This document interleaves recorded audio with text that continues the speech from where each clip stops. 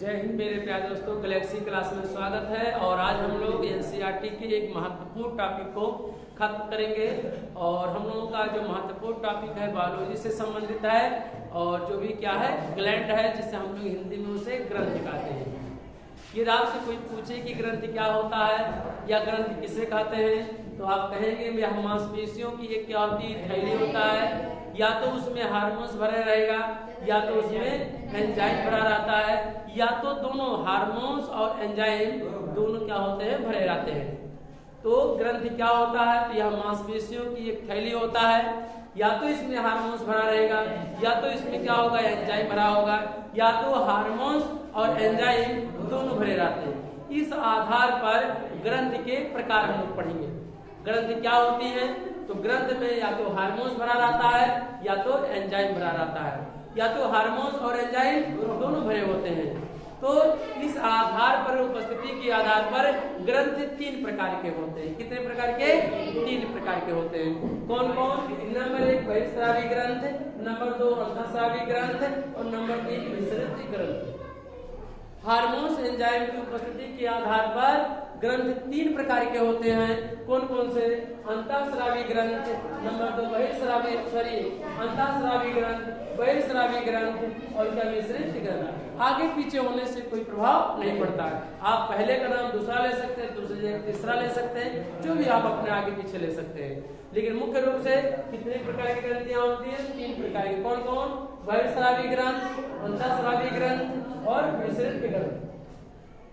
चलिए अब हम लोग एक एक करके पहचानेंगे कि अंतःस्रावी ग्रंथ किसे कहते हैं, बहिस्रावी ग्रंथ किसे कहते हैं, और मिश्रित ग्रंथ किसे कहते हैं। तो पहला है बहिस्रावी ग्रंथ। जिन ग्रंथियों से एंजाइम स्रावित होता है, उत्सर्जित होता है, उसे बहिस्रावी ग्रंथियां कहते हैं। ऐसा नहीं बहिर्मुख मतलब होता है कि बाहर, ऐसा कुछ नहीं हुआ। ये बहिर्मुख मतलब बाहर होता है जो अंदर हो, अंदर बाहर से यहाँ से नहीं दिया गया है।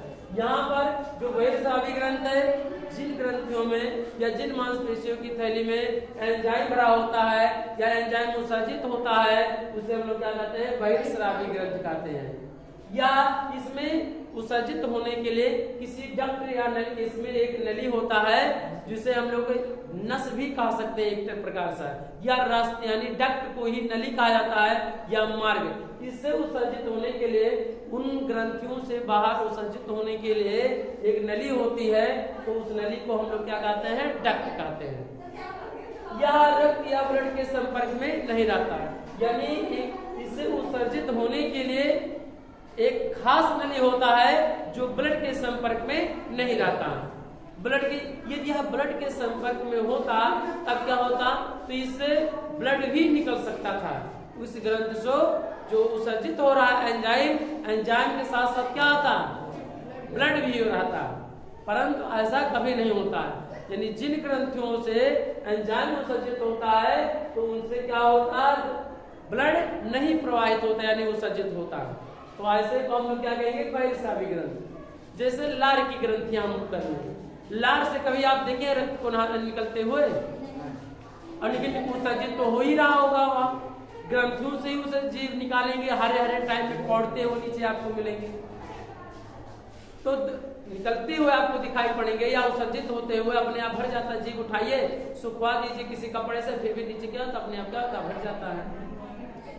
तो इस तरह से हम देखेंगे कि यह जो बहिस्रावी ग्रंथ है, यह ब्लड के संपर्क में नहीं रहता है।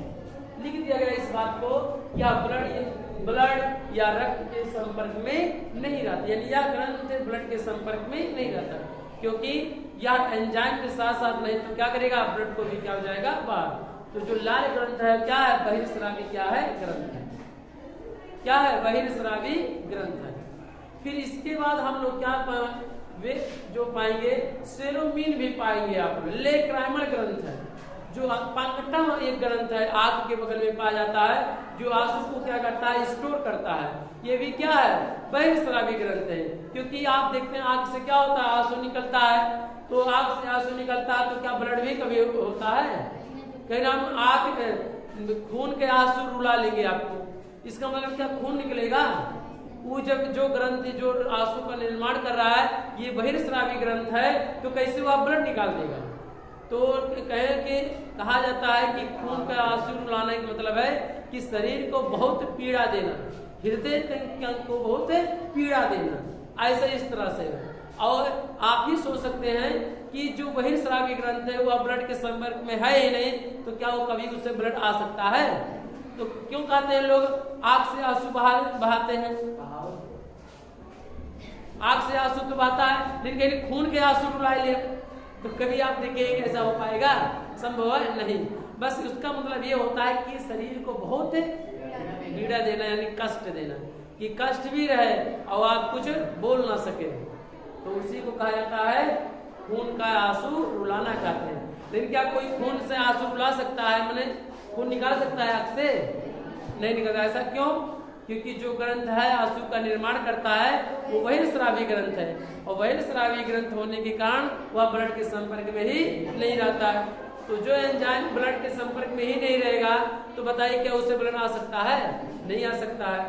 तो ऐसे हम लोग अलग अलग ग्रंथियों को पढ़ेंगे, बहिर्स्रावी ग्रंथियों के। तो पहले हम लोग कुछ थोड़ा सा हल्का सा पढ़ लिया जाए, इसके बाद हम बहिर्स्रावी ग्रंथियों के जितने भी पार्ट हम लोग क्या करेंगे, पढ़ेंगे एक एक करके। तो अंतःस्रावी ग्रंथ है, आप आइए, यानी यह ब्लड के संपर्क में नहीं रहता, इसमें डक्ट और इसे उत्सर्जित होने के लिए एक डक्ट नली की आवश्यकता होता है, और यह क्या उत्सर्जित करता है? एंजाइम। जो ग्रंथ एंजाइम उत्सर्जित करता है उसे क्या कहते हैं? बहिर्स्रावी ग्रंथ कहते हैं। चलिए दूसरा टॉपिक है अंतःस्रावी ग्रंथ है। अंतःस्रावी, इससे हार्मोन्स उत्सर्जित होता है। क्या होता है? हार्मोन्स उत्सर्जित होता है।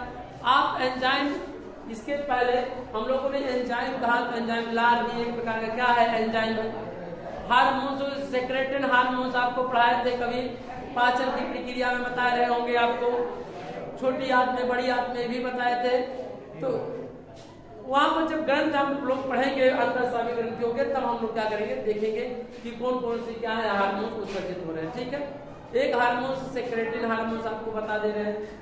इसमें यानी जिन ग्रंथियों में या जिन ग्रंथियों से अंतःस्रावी ग्रंथियां वे होती है जिनमें हार्मोन्स उत्सर्जित होता है, जिन ग्रंथियों से हार्मोन्स उत्सर्जित होता है उसे हम लोग क्या कहते हैं? अंतःस्रावी ग्रंथि कहते हैं।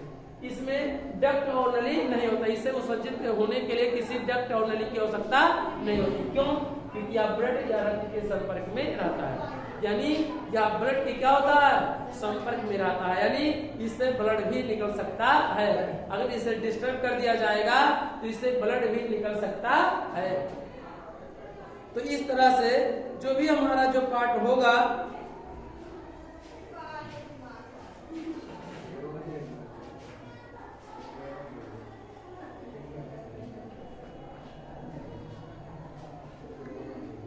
चलिए, तो ब्लड के संपर्क में रहता है। तो ये जो ब्लड के संपर्क में रहता है इसका मतलब है कि इससे एंजाइम यानी हार्मोन्स तो उत्सर्जित ही होगा, साथ में ब्लड भी आ सकता है।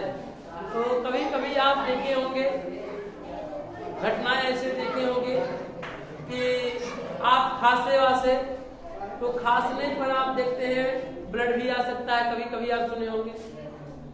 तो ग्रंथियों के कारण से डिस्टर्ब होने से, यानी ये तो फेफड़े से संबंधित है, लेकिन फेफड़े से भी कई ग्रंथियां जुड़ी होती हैं।